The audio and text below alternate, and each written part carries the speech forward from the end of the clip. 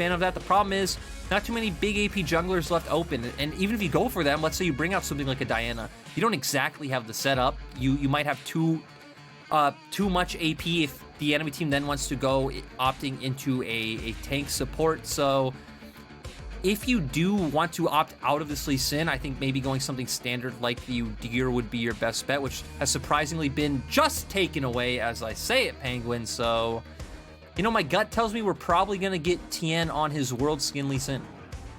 That would be pretty damn hype. I hope to have you cosplaying as Kobe as best you can with your best awe, and we'll see what we can go for there. We still, of course, got one last pick to come in for the side of FPX as they do lock in the Rakan. So Rakan, again, something that has been creeping up into the meta a little bit. When you see the likes of the Leonas, the Nautilus is being banned away, they are starting to see a lot more play. I really hope we don't see the Yuumi, because I absolutely despise that champion. They're not a champion, it is an item that gives you a steroid, but they locked in the Alistar. That's my own personal opinion there. I went Rusty on this one. Rusty and I agree that the champion should not exist.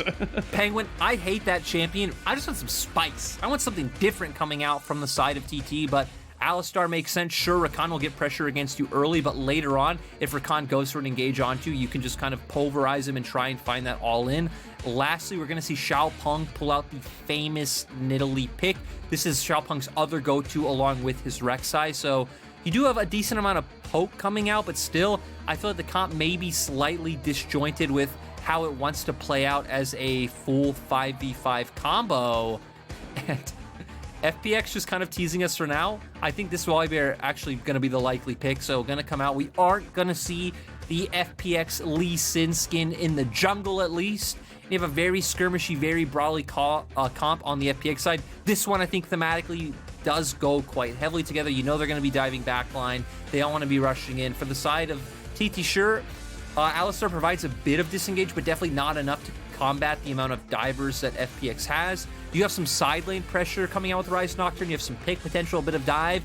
It's kind of a... what's that ice cream? It's Neapolitan ice cream. There we go. Has a little bit of everything. What the hell is Neapolitan you don't know? ice cream? Not a clue, mate. You're going to have to send me a photo of this.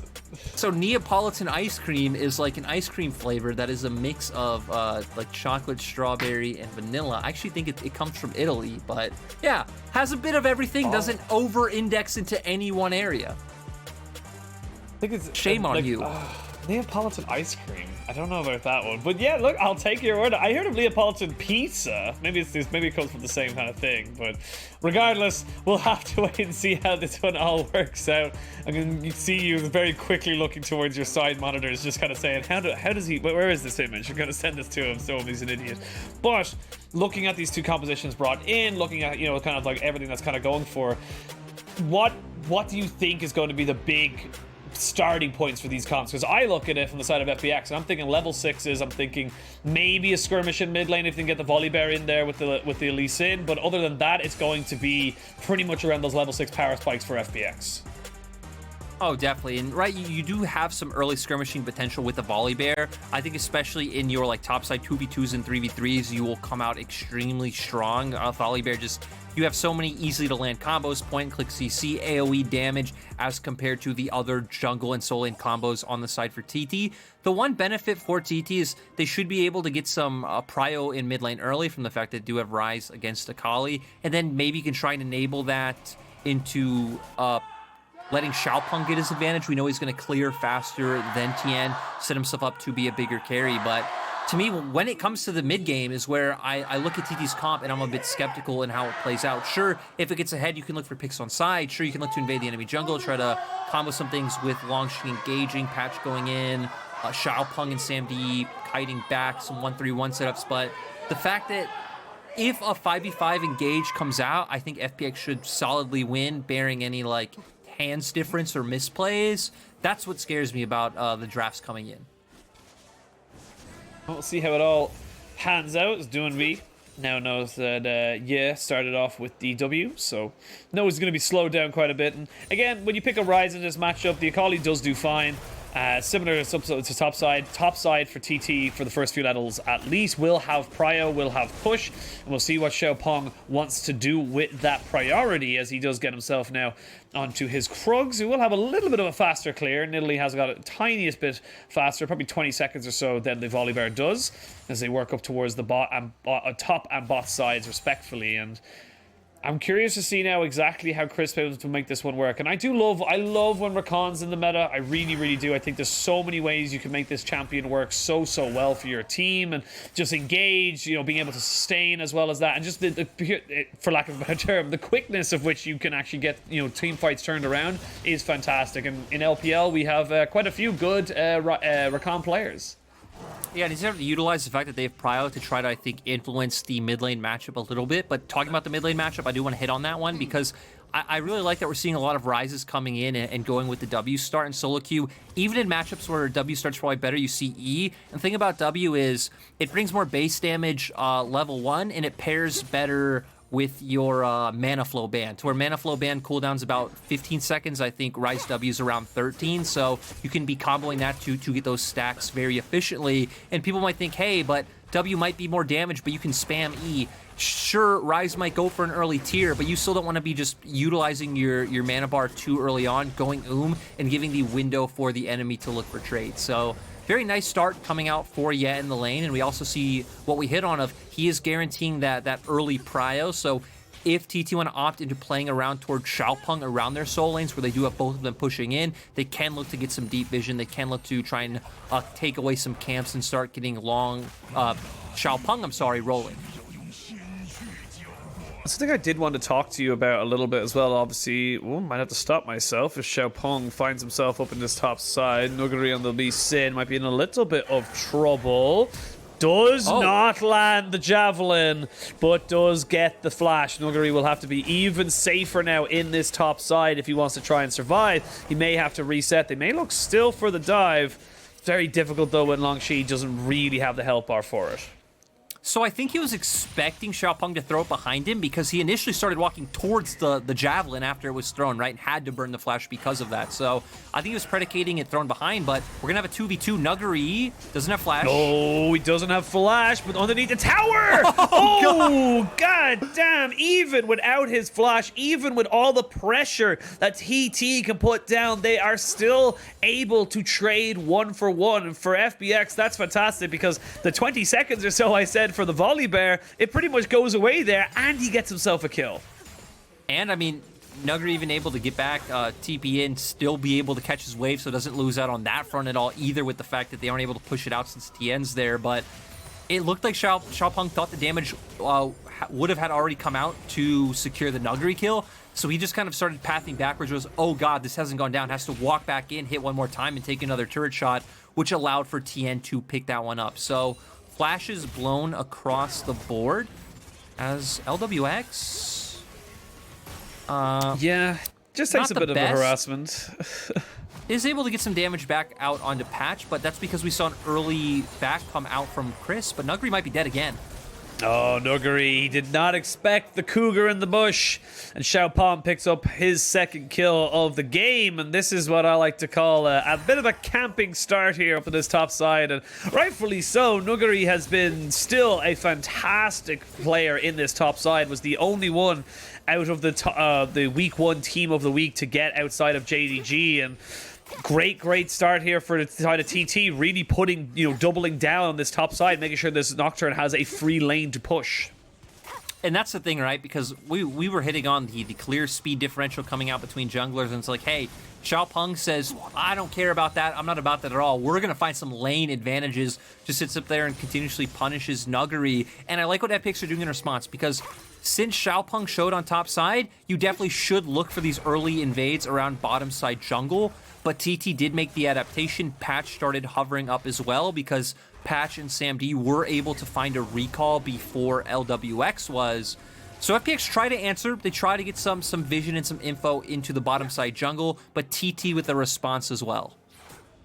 So tilting when you drop down a vision ward, and as soon as you walk away from it, the enemy support just comes over and goes, oh sweet, vision ward, and just completely ruins it. It's like, god damn, I got no value out of that. But We'll see if they want to kind of go for something. Good start, as I said, from the side of TT. And for FPX, Nuguri got to be a little bit careful now. Yes, he's got his Iron Spike Whip, but has to be very aware that Xiaopeng has set himself up in that top side before. Might have done it once more time. And it is only about a 600 or 700 gold lead here in favor of TT. And while that's all been happening, Doinb has been slowly but surely trying to just get priority into this mid lane. And with the levels stacking up, you get that level 6, you have the perfect execution. This is where Yi has to really respect the all-in from the Akali.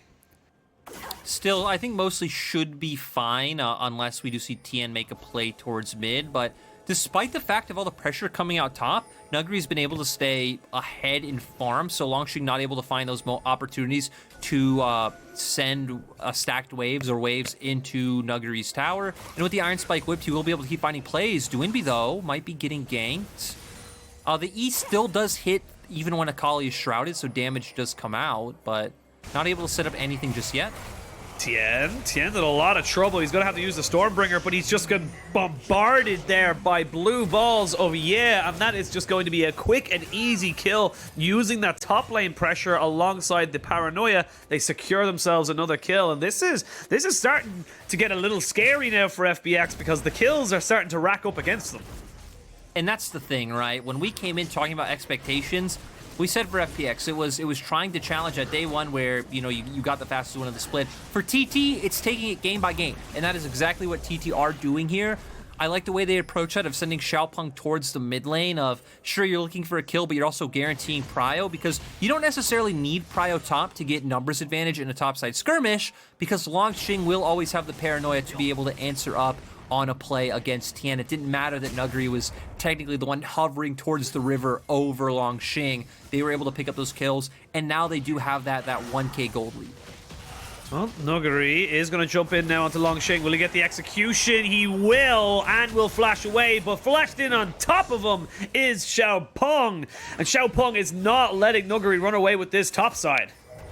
And that's the thing, is Yes getting engaged on.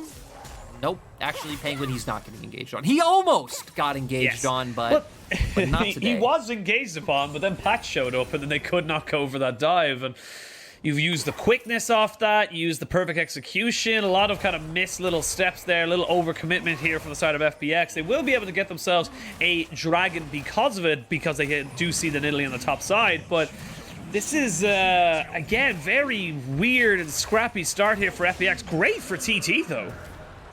Yeah, and the thing I like about what FPX are doing, because, again, great start for TT. I think that one's kind of easy to see.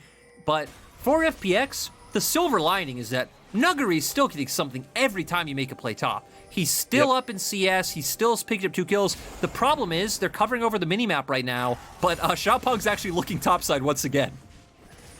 I mean, you have got the paranoia available in the next few seconds if you did want to go for something, and the Rift Herald in the back pocket, so they may just be trying to completely free up this Nocturne. It would make a lot of sense, as we can see Langx just trying to see if he can push up this wave. Xiaopeng putting a lot of time here. There is a roaming Ryze and a Alistar as well. You can see them on your mini-map. With a Realm Warp, they might be able to make something work, but Nuguri, he might feel a little bit threatened. Not sure if he really wants to go for this. As I say that, the Realm Warp comes in. They're going to drop down the Rift Herald to be able to tank up the turret. It's going to be 4 men up in this top side. You have got the Unbreakable as well here. As we can see, there's the Paranoia. He's trying to outplay this one. Nuguri will not be able to do it. And they will get the charge off of Shelly as well. Langx does flash away to stop tanking that turret as well. First turret goes down, but FBX are here. They're going to try and just get some burgers. Yep, they're going to get themselves a nice, meaty cow to try and set them up onto this fight. The quickness comes in. The flash. Nice knock up there from Crisp. He catches out absolutely everybody. The Stormbringer brings the rain on this parade for TT. And TT will lose 2 after the back of that fight. Nice coming out from Crisp. So they are going to be able to get 2 in return. I think that the Herald actually ended up getting a second charge on the minimap. So at least TT got that as well. But I want to go back and highlight that the plays coming out from TT are so nice, especially from Patch. Patch has been a player who I've been extremely critical on personally, because I've been watching a lot of the games, and like his roam timings have been very awkward. He's not a support who typically, when he comes from base, is pairing with the jungle or pairing towards mid. We're going to go into the replay of the follow-up onto TT, I mean, I like the way Chris follows up on Doinb's engage on the Akali, right? It lets him traverse all that distance to get the double CC coming out. So that's FPX's response to TT doing a great job of utilizing their tempo to make those plays. And it goes back to the segment we had before the game of FPX having these really off reads and like utilizing their tempo really poorly, to where you saw all of TT path towards the mid lane. You're not answering plays on bot. You're still hovering around. I think you're afraid of walking into your own jungle because TN needs to go for a reset, but it makes it so you're answering that play on top side so late, Nuguri goes down no matter what. Yeah, and again, this is a testament to how we talked about TT as well. This is a team that have shown very nice glimmers of hope, have shown very nice silver linings, despite losing 0-2 in all of their series so far. You know, it has been, you know, they've been against the best of the best, and it just hasn't really kind of solidified for them in a win, but they have had options. They have had moments of just pure brilliance, and Xiaopeng now has got the Sheen in the back pocket along with the Night Harvester and 4 kills. He's looking to just completely keep pushing down this FPX top laner. Nuguri maybe in a little bit of trouble. Will not get hit up by the spear. They are going to put down the Changeling Smite. They're not going to be able to get him just yet, but there's nowhere for you to go here. You have to die, and that's going to be the 5th kill for Xiaopeng. And I guess the game plan, if you will, from the side of TT is keep Nuguri down.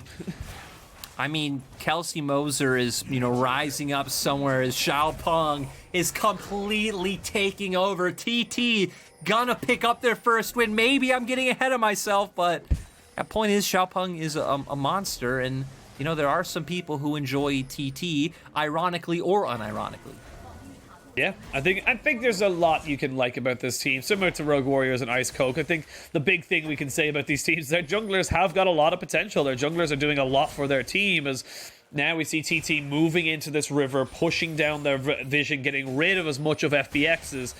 And we're starting to see the first few items come out. Divine Sunderer for the Ezreal as well as for the Volibear. You also got the Luden's Tempest here for so he's actually moving towards that more burst-orientated style of the Ryze we have seen a couple of times.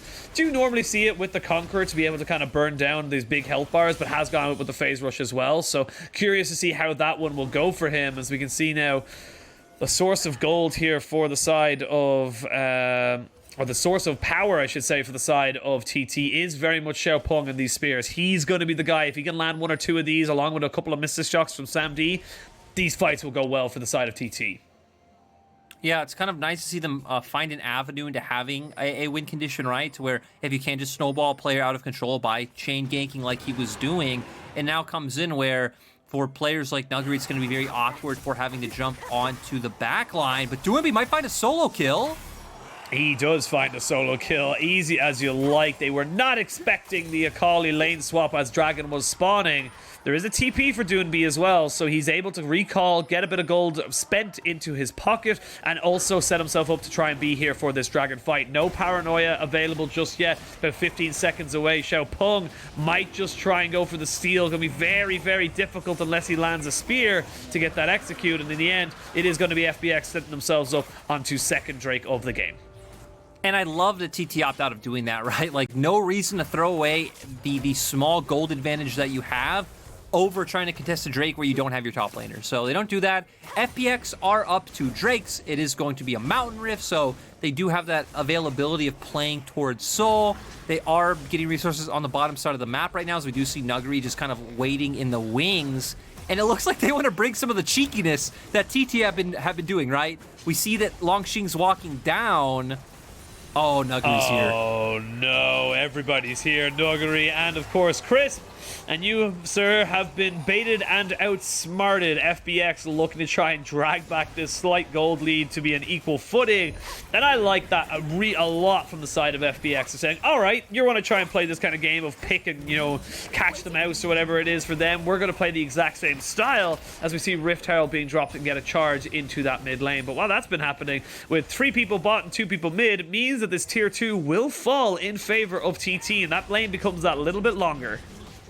Yeah, TT just opting into playing towards the top side of the map, right? They knew that Langxing was coming up. They head up there, so FPX say, hey, we're going to stay down towards the bottom side. They give over the Rift Herald. And with the fact that Nuguri did make that cheeky play, it allowed for Ye to be able to pick up that turret.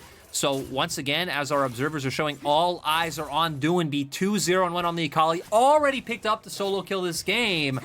And it feels like that's been the player we've been looking at in most FPX series. Not even this split, but I'd say even in the past 2 years. Ever since FPX won Worlds, I feel like we've been looking a lot at Doinb to be that big force. And when FPX have won a lot of their games, it is always him leading them to that. I'm expecting we get the pro view in the solo kill as well. Waiting the brush, lands the E into the E2Q, and I mean, just nice job. He's getting multiple procs of his passive as well, so we're gonna see a Langx punished here, Penguin. Yeah, not really a lot that Langx could do here. He thought he could get the damage down, but the heal was enough to keep the Kaisa just alive enough, and yeah, Langx is having as good of a game, I suppose, as Nuguri. It's the fact that Nuguri's got the 2 kills in the back pocket, whereas Langx has absolutely none. That's what we're going to be...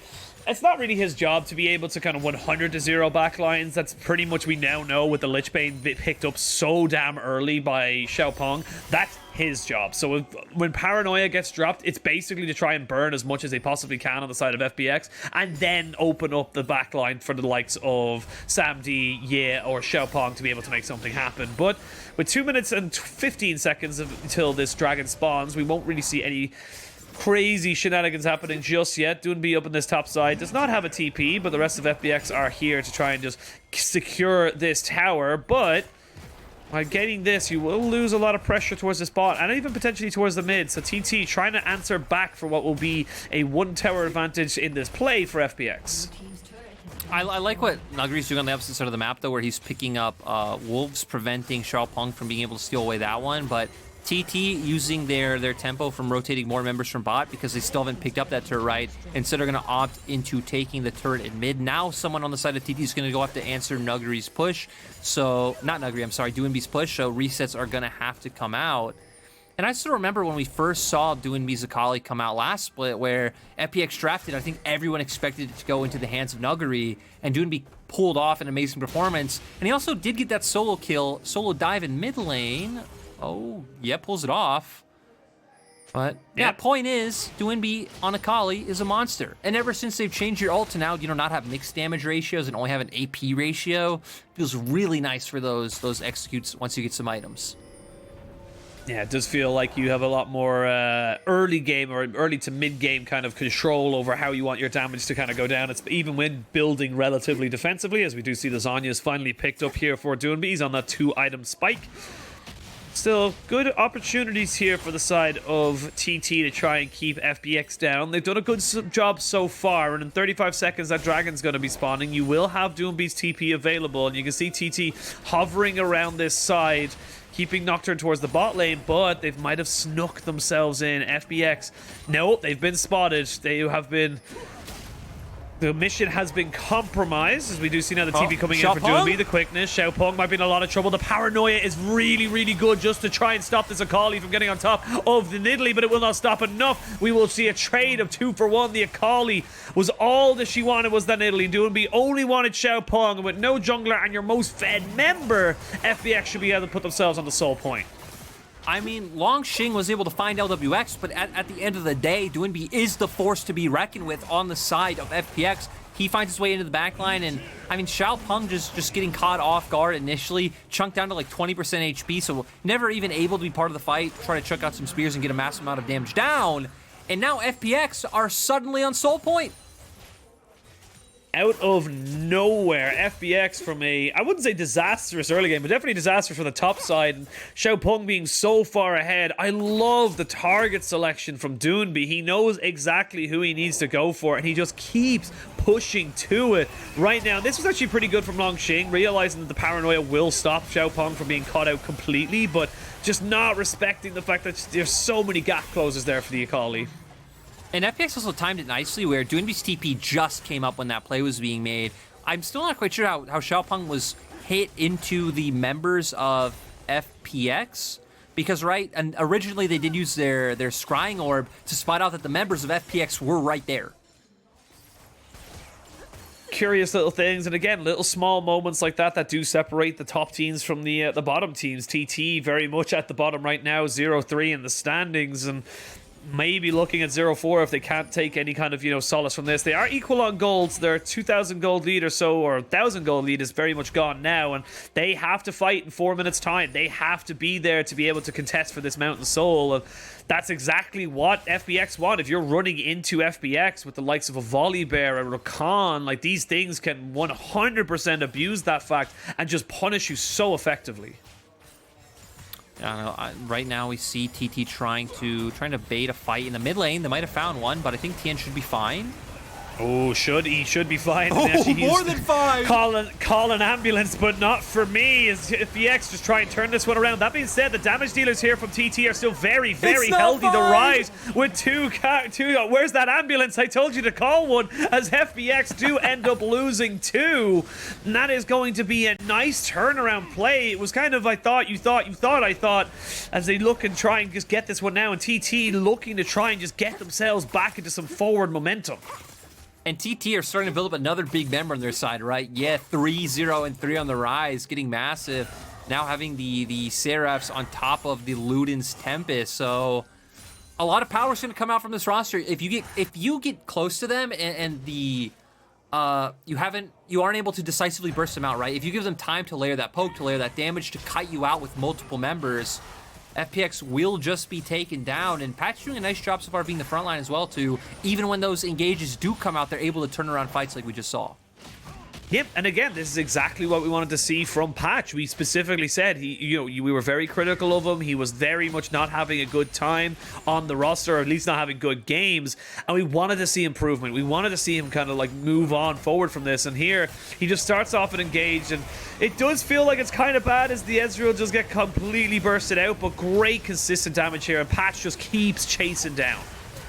And then just all the members of TT are able to get here first, right? Sure, it might be a 4v4 at this point, but you still have your cooldowns up because you used your cooldowns as FPX to catch out Sam D. Doinb, the only strong member of your team, was not here in the play to try to find any of those executes or assassinations onto Yet or Xiaopeng. So right now for TT, we're looking at the top side of the map. Sure, Langx might be 5 deaths, but he's also been involved in all 9 of the plays thus far. So him even surprisingly being on 2 items and keeping up with Nuguri, who is almost 40 CS up. Yeah, it is a very positive sign here for TT fans all around the world. I think it's just Kelsey Moser, but still, it is a nice situation to see. And now it's becoming a little bit of a race to the bottom, a race to kind of get your items as such. And we see now 3 items for the Ryze. Got that Banshee's Veil, so a little bit of safety. You've got the Frozen Heart going to be finished up here relatively soon for Sam D. And on the other side, you've got the makings of an Infinity Edge to add to that Phantom Dancer and Kraken Slayer. You've also got a Banshee's Veil here for the Akali. There is a lot of different power spikes going to be coming in, and I feel like everyone's going to be trying to get to those power spikes before they take another big fight to make sure they come out on top. Yeah, and TT are consciously giving up the top side of the map, saying, hey, we don't necessarily need to go answer this Akali right now. Trying to look for a numbers advantage play on the bot side where they can find and engage and win out, especially with the fact that Dragon's up in 25 seconds and this would be soul for FPX. TT know, hey, we need to lose a few waves top side to secure the advantage and secure this Dragon. Well, Doinb did just recall. Now looking to try and maybe join in this fight. There is one more just to the back of a Dragon Pit that TT have yet to really sweep away. It will be timing out relatively soon, but Doinb's already here, so the flank isn't really what they're looking for right now. But the Dragon is. Dragon has been started by FPX. TT, you need to stop this. You need to make sure that this does not go into the hands of FPX. I say that they're going to go for the engage. The paranoia has been in. The stopwatch has been used there by Chris as he tries to use the quickness to try and create some kind of disengage. But no, they haven't been able to do it. TT are turning this one around. TT are saying, we'll take the fight. Akali does find Xiaopeng, but it is going to be Yeah who finds the return on that one. It is a 3-for-1 in favor of TT. Doinb can only do so much, and with no jungler on either side, it's going to be TT stopping this Dragon stack.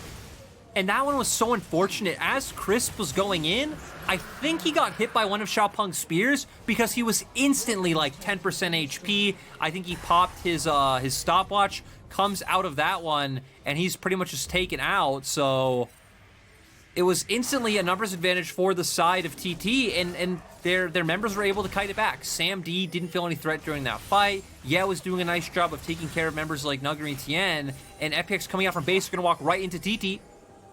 Oh, we might see another engage. Xiaopeng is a ways away. There is no TP here for Nuguri, so he'll also be coming out of base. And the call seems to be kind of float around this Baron. You still have a little bit of gold to spend if you're on the side of TT, and they're going to go ahead and do just that. They're going to reset, made sure that the side of FPX were not doing themselves a Baron, and then get themselves a little bit of vision control to be back on the map. So we're going to see them go for the engage. Like I said, Crisp chunked out absolutely immediately. Does go for the stopwatch right there. And we see Langx doing a good job of taking the Kaisa out of the play. Sam D just able to kite out Tien. And Doinb spending the whole time chasing around Xiaopeng. Xiaopeng might be the most fed member of the team, but Sam D and Ye are no slouches at this point at all. No, they are not. Sam D has finally got his 3 out on spikes, and you get that extra 100 AD when you build off the Frozen Heart when you get onto the Ezreal. So he's just absolutely smashing you and has extra mana, has extra defenses. You know, it just becomes so difficult to really burn him down in a fight. And not only that, speaking of defenses, Xiaopeng's got himself a Zhonya's now. So even if Doinb finds himself on the backside, even if he does get on top of Xiaopeng, there is a way for him to be able to delay so the rest of his team can get up and get him to get back into a defensive position. So 3,000 gold lead, or 2,500 gold lead here for TT, and they've stopped the dragons from stacking, and it does feel like in these fights, at least the last few of them, that a TT are the ones in the ascendancy. Yeah, TT are doing a nice job of, right, they are just kind of threatening FPX. It's actually weird thinking about that fight, right, because actually TT weren't even the ones on the objective. They were just afraid of getting poked out by the Nidalee and Ezreal, but FPX engaged into them, and when you engage into them, you enable a lot of the power of Sam D, Xiaopeng, and Ye to come out, right? We know Ezreal loves to kite back. The problem with Ryze in teamfights is that you are a very low-range mage. You have a ton of DPS with your abilities, but running forward and putting that out is very hard and very awkward. But if the enemy team's running into you, and they're giving you that ability to lay down all your DPS, you're going to perform wonderfully. And again, it's like what I talked about. I feel like both sides are going to be trying to race towards those items, kind of get those finished up items to make a difference in these fights. In terms of late game scaling, it's very similar across the board. It's kind of who gets the better of a fight, who gets the better of an advantage with whichever one they go for. There is still a cheeky ward to the side of the pit here, so the side of FPX will know that this objective is going down, but it is going down very fast. Everyone's kind of here now. Tien is eventually there. Xiaopeng tanked up a little bit more than he probably wished to. Will pick up himself up a little bit of honey fruit, or lettuce for some reason that hysterics like to call it, even though they're literally nothing like it lettuces at all. But now FPX have themselves a little bit of an advantage in this mid side. They've got the push. They may look to try and just clear all of this vision from the side of TT and maybe start the Baron themselves. Right now, just clearing vision. I don't think they want to put themselves in a terrain where they are focused into a small area with all the damage able to come out from TT. And TT can very easily pull the trigger on an engage, right? Paranoia with Patch running in as well. So they're going to use the fact that FPX had to answer vision control to get the track onto mid lane. They're not going to be able to hit the turret, but they are going to deny some gold from the side of FPX. We'll be able to force them away and kind of back towards that defense of the turret. Minute until that dragon spawns, and you can see the TT, they need to kind of figure out what they want to do right now. Do they want to go for the dragon, or they want to go for the Baron? It looks like the call right now is they want to go for this dragon instead, but they're a bit early for that rotation, and that's where they see like likes of FPX is they are never one to shy away from just doing a straight up trade, get a quickie Baron, and just try and punish you for trying to, you know, maybe stop the soul. Yeah, and FPX right now, having something like that in mind, at least going to go get vision down on the top side of the map. Ooh, though, the Ryze Realm Orb into the Baron, a play we've seen 100 times. Tien is in the base. He's not here for the steal just yet, but you have what Doinb as we see the paranoia going down. The flash, the kick is going to be enough to get him into the pit. It's going to be oh, it's all Doinb. As Doinb gets it, but it is going to be the Baron going over to the side of TT. But at what cost? They're going to lose absolutely everybody in this fight. Even Patch will be turned into mincemeat at the end. And oh, TT, it was going so well. It was all ahead of you, and you just got a bit of trigger happy and it just wasn't enough for you to be able to stop this FPX trade. As you can see, Nuguri, you're not going to be able to turn him into mincemeat. I lied, but that's going to be Baron. Baron goes over to the side of TT, but it doesn't matter because that's going to be Soul and the fight for FPX. I mean, the LPL Baron strikes again. TT looking for that Realm War play. Tien going for that back. They had numbers, but they all funneled into that small space up against FPX's composition. We saw the amount of damage they were able to layer down onto multiple members. Yeah, and Sam D not even getting a chance to play, output their DPS. And it's like, sure, okay, you now have Baron on Alistar, but like you said, Soul going over towards FPX, I don't think that makes this game a wash by any means. We've seen a lot of games in LPL this split where the team with Soul against a team that does have like good scaling and good positioning in team fights. Like, it doesn't matter, that team can definitely win and come out ahead, but we're gonna see here instantly. Oh my god, that kick from Nuguri was beautiful. Sets up the W coming out from Crisp. And then the damage dealer just easily able to line in. Beautiful multi-man CC coming out. I was wondering how everyone was just kind of CC'd, how the kick hit that distance of length, really, and that's how it was. Able to get the animation off as the flash is coming in, and it sets up everything. That kick was everything for FPX. If they don't get that to knock up multiple members, it means the TT can react, and we're going to see a negative 2,000 gold Baron power play, which means it's a negative 3,500 gold in favor of FPX, and they finally got themselves back into a gold lead. They have themselves 1,000 gold. They've got themselves the Mountain Soul. Like you said, not the the be-all and end-all in the world, but it does mean that the likes of Nuguri and Doinb can be a little bit more aggressive. Hell, even Lwx can be a little bit more aggressive as they have got that little extra HP to jump back in. I mean, the best 2-6 Lee Sin I ever did see, Penguin, and it goes back to what we hit on earlier, right? Sure, he might have been getting heavily focused and obviously going down pretty consistently, but almost every time, Nuguri found a window to where, okay, I pick up a kill, or the wave's set in a position where he's not losing out on CS, he's been making an impact in these fights and skirmishes, and that is what you expect out of the most recent world champion. Now FPX going to start getting vision control up towards top side, get some deep wards in enemy jungle, maybe hope they can find some picks, but TT gonna do a good job of just trying to control the side lanes with these Ryze. So now the onus is on FPX trying to find some sort of engage, but TT aren't giving it to them. Not just yet, but Doinb 603. Again, we highlighted how damn important this guy is. Full build now. Pretty much just the boots, and it's one of those few things that the boots is actually fantastic onto mid laners, so you do not want to be getting rid of that pen, but just so much work being done by this guy. And again, you mentioned it as well at the start of the series. The Akali is something that Europe has found a lot of success on. It seems to be creeping into the meta quite a lot into LPL. And this is something that the likes of Doinb have just been able to just pop off on. And it really is impressive. And it's really why every single time FPX have a bad game, bad start, whatever it is, this is the man we look to bring them out of that slump. The combination of the first picks coming out from LEC and then Cream being here in the LPL and showing everyone, hey, doesn't matter, Akali, Kiana, LeBlanc, I play it all, it's all possible. It's making teams realize the priority of this champion, how much it's able to do, the time it's able to buy, and FPX so far utilizing it quite well. I've been punishing a lot of TT's mistakes, but still, I don't feel like FPX have an easy way of breaking down TT's base, right? They're a very melee-heavy composition. You only have a Kaisa who's a very short-ranged AD carry.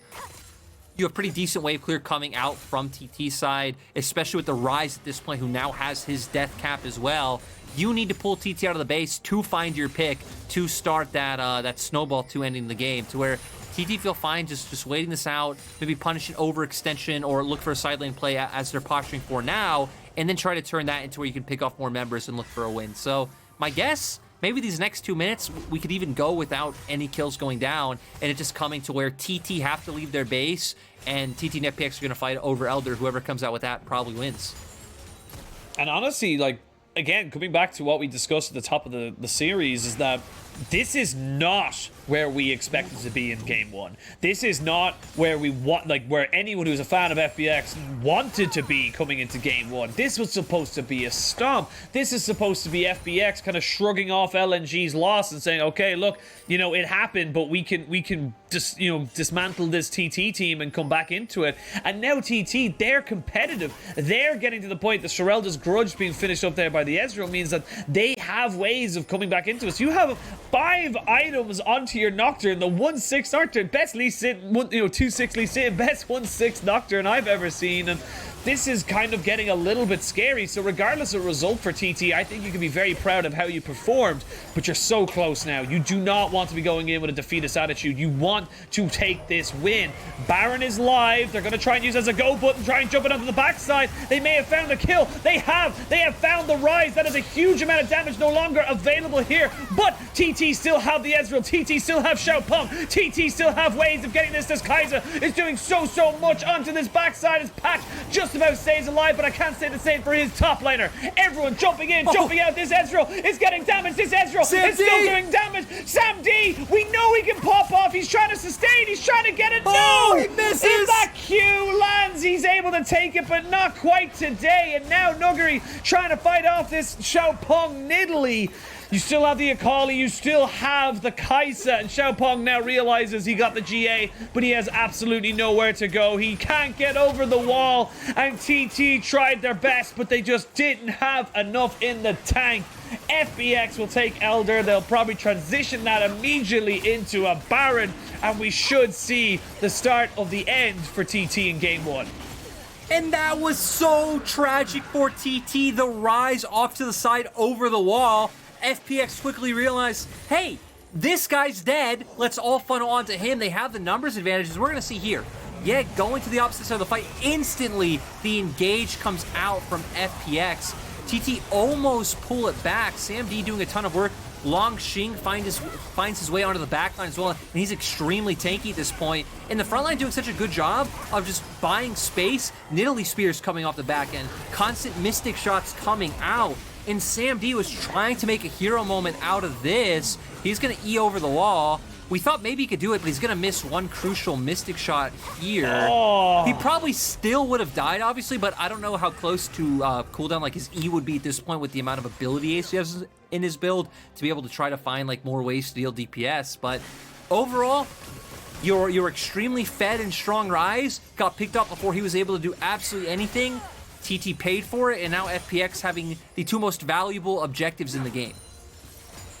That's the thing as well. Imagine the Ryze doesn't die there. Imagine that is a 5v5, because it was effectively a 5v4 right from the get-go, and TT were still able to make it so close, and full items pretty much across the board for them in top lane, mid lane, bot lane. Everyone's got everything filled up to the brim.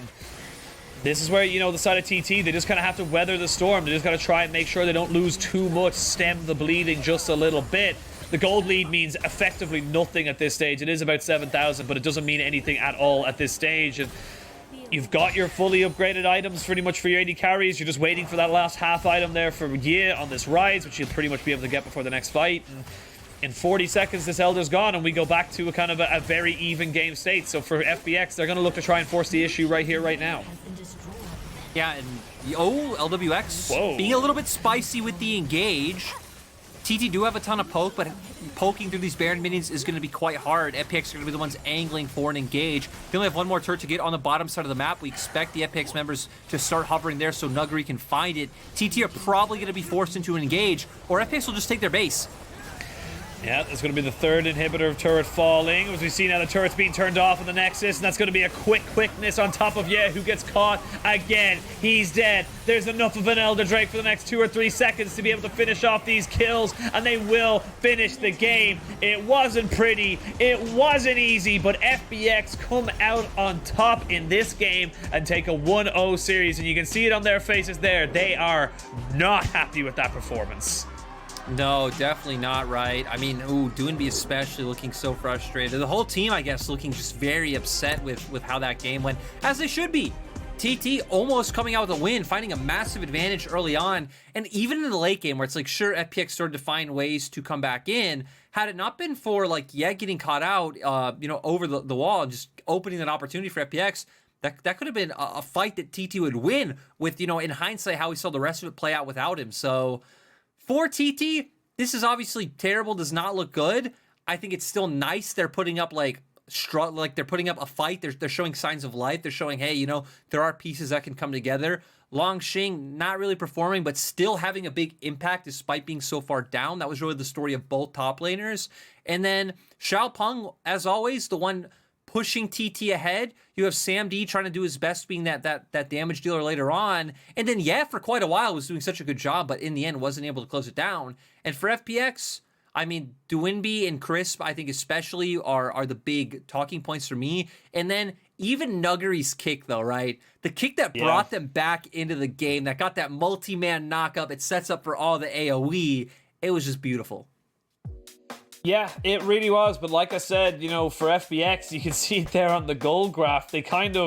They needed to dig deep for this game, and I think the big thing is that I always hear it whenever you watch the NFL or the Premier League or anything like that, is that what's the difference between a good team and a great team is that a great team, even when playing badly, will still come out with a win. That's the big difference there, and I think that's very, very, very big testament to FPX, that despite that they had issues, Tien very much, I honestly didn't really look amazing on the Volibear in those later game team fight, or the mid game team fights, excuse me. Lwx wasn't having the same kind of impact he wanted. It was down to just kind of digging deep, Doinb off of the back of so many just little bit of plays, able to stop the pacing from TT, able to find Xiaopeng saying, no, you can't go for this fight, you can't go for this dragon, you can't go for this Baron, I've taken away your jungler. And again, glad for FPX fans that they got the win, but they're not going to be happy with how they got the win. I do want to say, though, it is a very underrated skill in League of Legends to be able to play from behind. If you're ever on a team or work team side, I'd say like 90% of your discussions are about it's how you shouldn't fall behind. You should have played like this in this area so you didn't fall behind. It's very rare or very minimal, the discussions okay, well, when you're behind, you get these defensive wards, or you turtle like this, or, you have to approach areas you don't control in this way. So a very underrated skill in League of Legends. And that's why it is still nice when we see our top teams be able to come back on the brink, because it is a skill where, especially once we get towards things like Worlds, right? And you have to play against some of the other best teams in the world, like Dom1, as we saw RNG go up against. You're not always going to get the lead. You're still going to need to be able to find a way to win, to pull out that win, to be the best team there is.